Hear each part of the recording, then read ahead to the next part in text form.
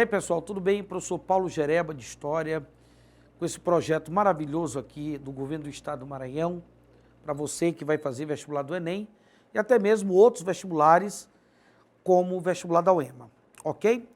Nós temos aqui, na nossa aula de hoje, nós iríamos refletir sobre um item em questão que já foi abordado na prova do Enem. Em uma das provas do Enem, nós tivemos a presença desse item em questão.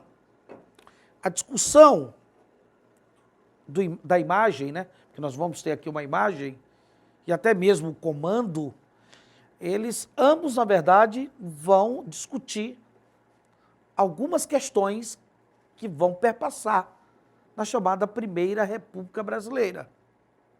A Primeira República Brasileira, que ela tem várias denominações. Uma delas, por exemplo, é a República do Café com Leite, ou a República Velha.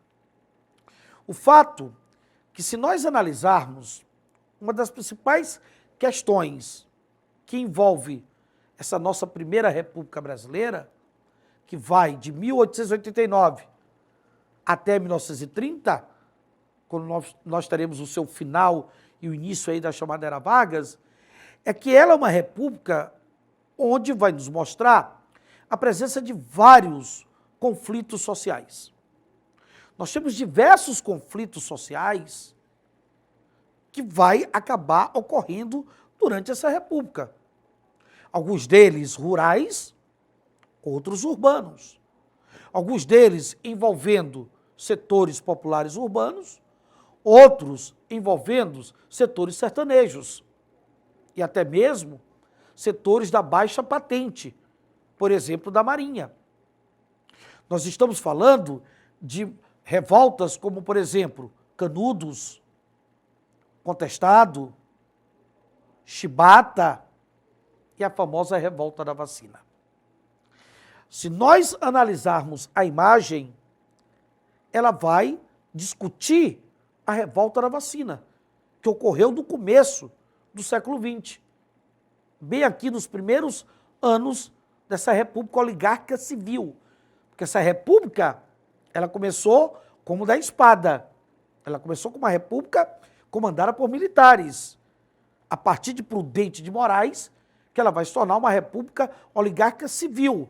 Então, no começo dessa república oligárquica civil, nós teremos, na verdade, a famosa revolta da vacina, na cidade do Rio de Janeiro.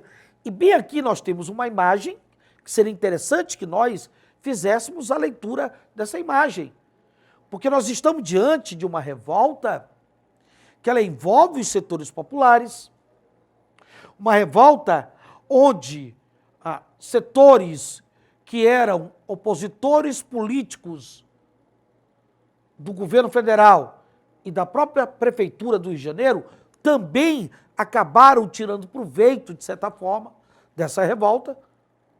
Os opositores de Rodrigues Alves, que era o então presidente da época da revolta da vacina, né, aproveitaram-se do movimento para fazer oposição política ao governo, assim como também a oposição ao prefeito Pereira Passo, da cidade do Rio de Janeiro.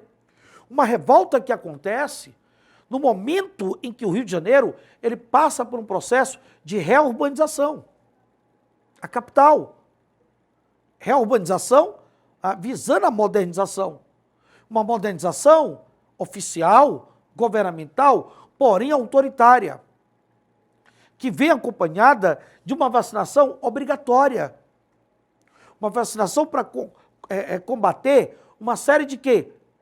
De epidemias, de mazelas, de doenças, uma questão de saúde pública, não resta dúvida, que envolvia setores da sociedade do Rio de Janeiro, principalmente áreas portuárias e áreas centrais. Mas é preciso observar que houve um autoritarismo por parte do governo, por conta da obrigatoriedade da vacinação, por conta das demolições dos cortiços, por conta, basicamente, de uma questão de ordem moral, da forma como a vacina foi aplicada, a falta de informação por parte do governo. O governo não conscientizou essa sociedade da importância dessa vacinação, né? Você não tem aí uma campanha de vacinação por parte do governo. Então, a forma autoritária, né, aliado aos problemas socioeconômicos que essa sociedade convivia. Então, nós temos várias questões que acabam levando à eclosão dessa revolta. Né? E que o governo, apesar da repressão, ele voltou atrás. Ele acabou, na verdade, né, extinguindo o caráter de obrigatoriedade da vacinação. E aqui a imagem ele mostra o seguinte, olha, uma limpeza indispensável. Né? A higiene vai limpar o morro da favela, ao lado da estrada de ferro central. Para isso, intimou os moradores a se mudarem em 10 dias, olha só. Aproveitava para demolir também ali os cortiços. A delegacia de higiene, beleza? E aqui nós temos o comando, né? A imagem, né, a charge, publicada no começo aí do século XX, em 1907, concorda, né? Ela concorda, a charge, com a ação do Estado, ação autoritária. Ao considerar, de uma forma preconceituosa, determinada ocupação do espaço urbano como o quê? Ou seja, ocupa o espaço, como se coloca ali no texto, como o quê? Risco à saúde e à moral pública, foco de instabilidade e agitação política, perigo à segurança e à unidade nacional, abrigo de escravos e condenados foragidos, reduto de intolerância e perseguição religiosa. Para reforçar a nossa resposta, nós trouxemos aqui uma justificativa. Olha só, a questão ela vai nos remeter o quê?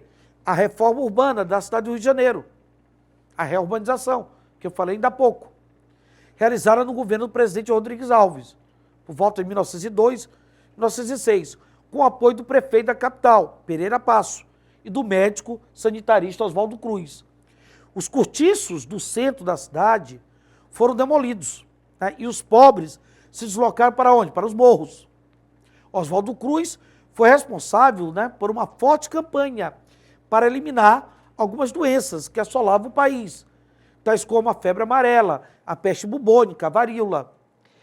A maior polêmica ocorreu quando esse sanitarista, o médico Oswaldo Cruz, estabeleceu uma campanha de vacinação obrigatória contra a varíola, desagradando, evidentemente, a população. A truculência, né, a forma como os agentes sanitaristas vacinavam as pessoas, dos agentes públicos de saúde, aliada à falta de informação sobre a vacina, porque não há uma conscientização por parte do governo, novidade na época, né, provocaram a famosa revolta da vacina, no Rio de Janeiro, em 1904. Então, aquela imagem publicada em 1907, ela concorda com a ação do Estado ao considerar, de uma forma preconceituosa, determinada ocupação do espaço urbano como o quê? A imagem, um risco à saúde e à moral pública.